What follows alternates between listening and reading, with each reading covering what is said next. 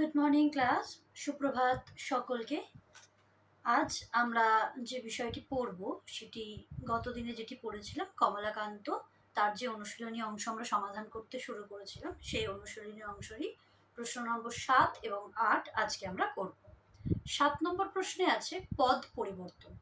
তোমরা জানো পদ পরিবর্তনের ক্ষেত্রে একটি পদ দেওয়া থাকে, সেটাকে পরিবর্তিত করে অন্য একটি পদে নিয়ে যেতে হয়।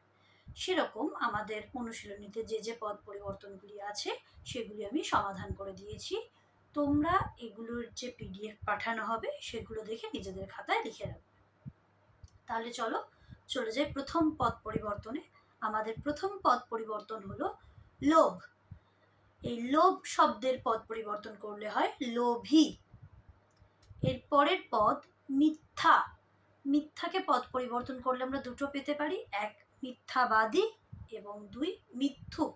যে কোনো একটি লিখলেই হবে, কোনো অসুবিধে নেই। এর পরের পদটি হলো গাছ। গাছের পদ পরিবর্তন করলে আমরা পাই গেছো। তারপর আছে সাক্ষী। সাক্ষীর পদ পরিবর্তন করলে পাই সাক্ষ্য।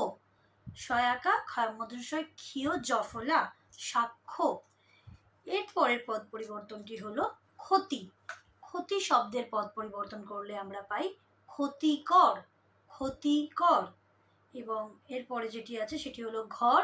ঘর শব্দের পদ পরিবর্তন করলে হয় ঘরোয়া। এবং শেষ পদ পরিবর্তন হচ্ছে চুরি। চুরি শব্দের পদ পরিবর্তন করলে হয় চোর, যে চুরি করে।